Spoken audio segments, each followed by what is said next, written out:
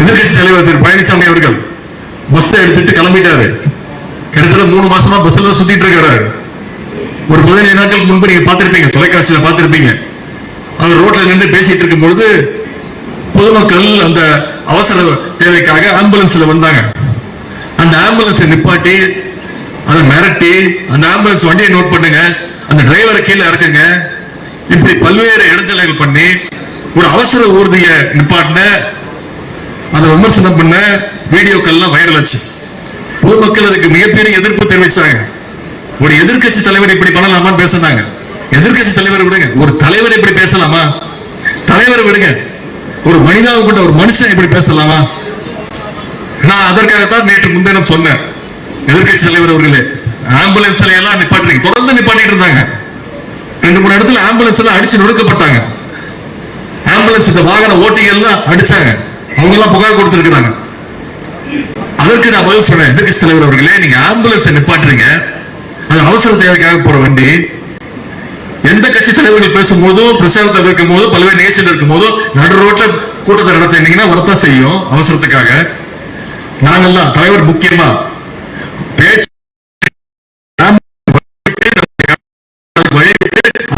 போனதுக்கு அப்புறம் தான் தலைவர் பேசவே ஆரம்பிப்பாரு. ஒரு தலைவர் தான் அப்படி இருக்கணும். இப்படி இருக்கலாமா? எதிர்கட்சி தலைவர்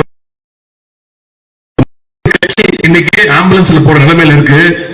விரைவில் ஆம்புலன்ஸ்ல போய் பாஜகவோட அறுவை சிகிச்சைனால நீங்க விரைவில் ஐசியூல, நீங்க என்ன, நான் உங்களை சொல்ல, அதிமுக சொல்றேன், ஐசியூல நீங்க அனுமதிக்கப்படுவீங்க.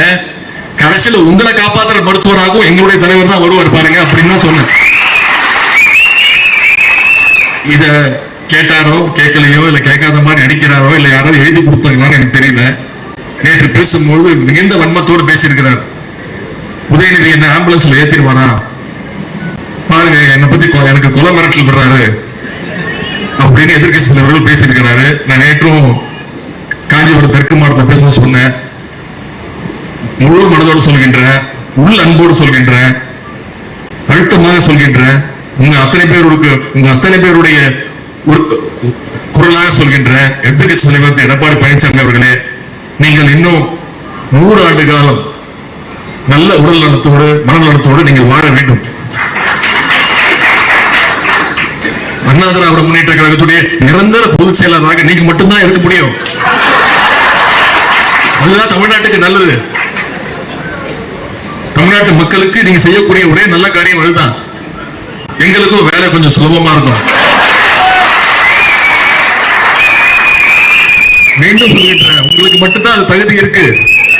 அந்த இயக்கத்தை வழிநடத்துறதுக்கு உங்களுக்கு மட்டும்தான் அது தகுதி இருக்கு. அதிமுக காரன் ஒத்துப்பானாலே நான் சொல்றேன், நான் உங்களுக்கு முன்மொழிகிறேன். அதிமுகவுடைய நிரந்தர பொதுச் செயலராக எதிர்கட்சி தலைவர் எடப்பாடி பழனிசாமி அவர்கள் தான் தொடர வேண்டும். நம்முடைய கட்சிக்காரன் பலமுறை இதெல்லாம் நீங்க நேத்தான் வைரல் ஆயிடுச்சு, பார்த்திருப்பீங்க. நம்முடைய இயக்கத்தை சேர்ந்த 2 பேர் பேசும்போது என்ன பேசிப்பாங்க, நல்லா இருக்கியாப்பா, பசங்க நல்லா இருக்காங்களா, படிக்கிறாங்களா, தலைவர் அறிக்கை பார்த்தீங்களா, கூட்டத்துக்கு போனோமா, என்னைக்கு கூட்டம், முரசொலி வாங்கினியா, எதிர்கட்சி தலைவருடைய பேட்டி பார்த்தியா, அவங்க என்ன சொல்லியிருக்காங்க பார்த்தியா, அப்படி என்ன குற்றச்சாட்டு சொல்லிருக்காங்க பார்த்தியா, எப்படியோ பேசுவோம். இதே 2 அதிமுக காரன் பேசும்போது என்ன பேசிப்பாங்க, சந்திக்கும் போது 2 பேர் பேசிக்கவே மாட்டாங்க, திரு மேய்ப்பாடுங்க. யாருக்கால யார் வாரி போட போறா முதல்ல அப்படிங்கறத போட்டியே. இவன் எந்த அணியா இருப்பான், என்னை பார்த்து 1 மாசம் ஆச்சு. இந்த 1 மாசத்துல ஏற்கனவே ஒரு 3 அணி புதுசா உருவாயிருக்கு. ஓபிஎஸ் அணியா, ஏபிஎஸ் அணியா, டிடிவி அணியா, இல்ல சசிகலா அம்மா அணியா, இல்ல தீபா அணியா, இல்ல தீபாவோட டிரைவர் அணியா, இல்ல புதுசா வந்திருக்கக்கூடிய செங்கோட்டையன் அணியா, இவன்கிட்ட பேசலாமா வேணாமா, இவன் நாளைக்கு எந்த அணியில இருப்பான் அப்படிங்கறத குழப்பத்துல இருப்பாங்க. ஆனா இன்னைக்கு அதிமுக முடிவு பண்ணிட்டா, நம்ம எந்த அணியா இருந்தாலும் சரி, அத்தனை பேரும் ஒரே கொடைக்கீழ வந்துட்டோம், அதுதான் பாஜக அணி அப்படின்னு அவன் இன்னைக்கு தெளிவா புரிஞ்சுக்கிட்டான்.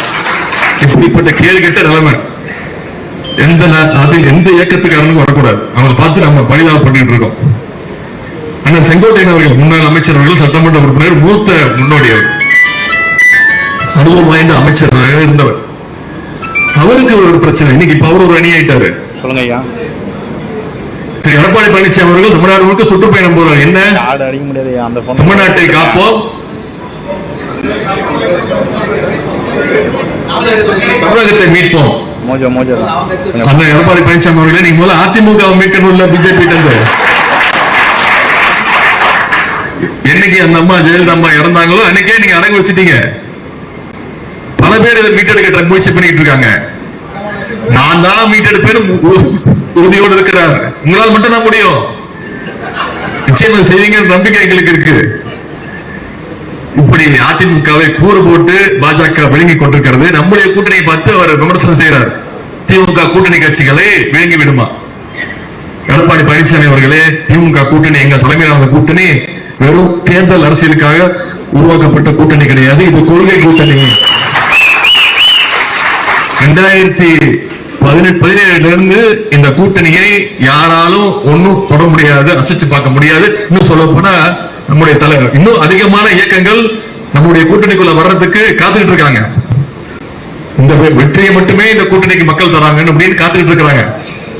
இதையெல்லாம் நீங்க மக்கள்கிட்ட கொண்டு போய் சேர்க்க வேண்டும். எடப்பாடி பழனிசாமி முதல் ரவுண்ட் பிரச்சாரத்தில் பாதி கட்சி காண போயிடுச்சு. இன்னைக்கு 2வது ரவுண்டு போயிருக்கிறாரு. திரும்பி வரும்போது அவர் மட்டும் தனியா பஸ்ல வந்தாலும் வருவாரு. டிரைவர் கூட இப்ப தெரியல. அந்த நிலைமைக்கு இன்னைக்கு ஆளாயிருக்கிறாரு.